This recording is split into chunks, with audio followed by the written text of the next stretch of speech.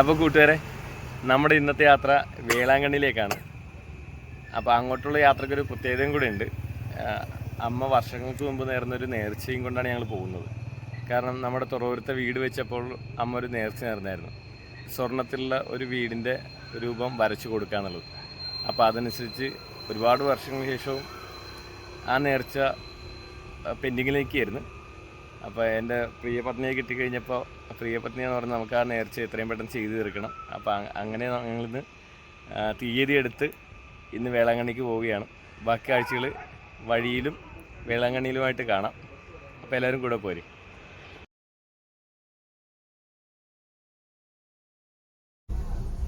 ഞങ്ങളിപ്പോൾ പോണ്ടിച്ചേരി ബസ് സ്റ്റാൻഡിലെത്തിയിരിക്കുകയാണ്. ഈ കിടക്കുന്നതാണ് നമുക്ക് വേളാങ്കണ്ണിക്ക് പോകേണ്ട ബസ്.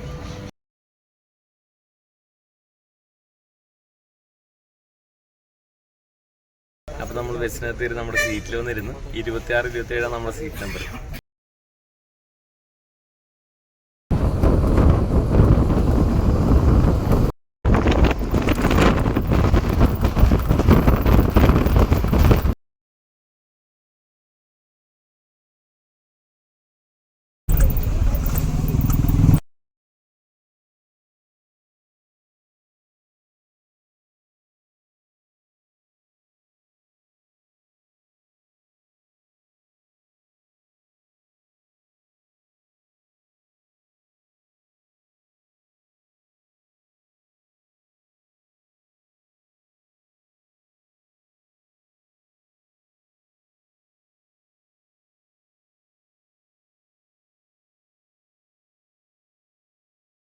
നമ്മൾ പോണ്ടിച്ചേരിയിൽ നിന്ന് നേരെ നാഗപട്ടണം ബസ് സ്റ്റാൻഡിലാണ് എത്തിച്ചേരുന്നത്. ഇനി ഇവിടെ നിന്ന് ഇപ്പോൾ അടുത്ത ബസ്സിൽ കയറിയിട്ട് ഗവൺമെൻറ് ബസ്സിൽ കയറിയിരിക്കുന്നത്. ഇവിടെ നിന്നാണ് നേരെ വേളാങ്കണ്ണിക്ക് പോകുന്നത്.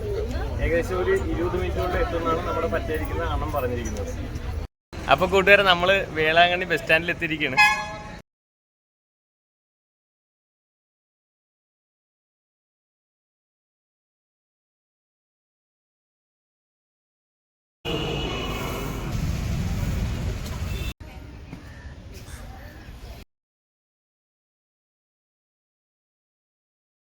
Indeed, the prophet who is to come into the of the word of God was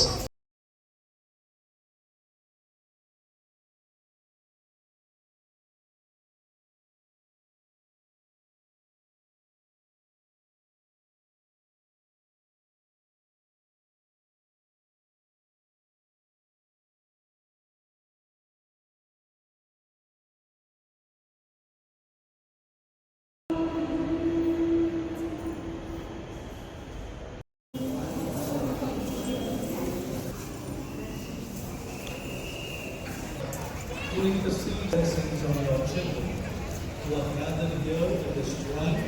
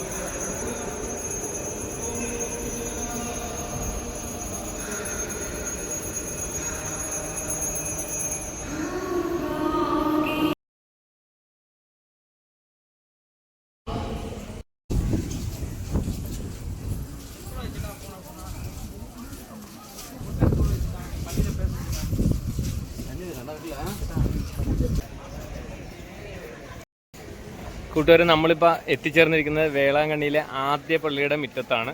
ഇതാണ് വേളാങ്കണ്ണിയിൽ ആദ്യമായി നിർമ്മിച്ച പള്ളി. ഇതിന് ശേഷമാണ് മറ്റുള്ള പള്ളികളൊക്കെ വന്നിട്ടുള്ളത്. ഇതൊരു വലിയ ഏരിയയിലാണ് ഈ പള്ളികളെല്ലാം നിൽക്കുന്നത്. അപ്പോൾ നിങ്ങളിവിടെ വരുമ്പോൾ എല്ലാ പള്ളികളും കാണണം. സമയമെടുത്തതിനെ കണ്ടാണ്. ശരിക്കും വന്ന് കാണാനായിട്ട് നല്ലത് അതിരാവിലെയോ അല്ലെങ്കിൽ വൈകുന്നേരമുള്ള സമയത്തുമാണ് അതല്ലാത്ത സമയങ്ങളിലാണെങ്കിൽ ഭയങ്കര ചൂടും വെയിലുമാണ്.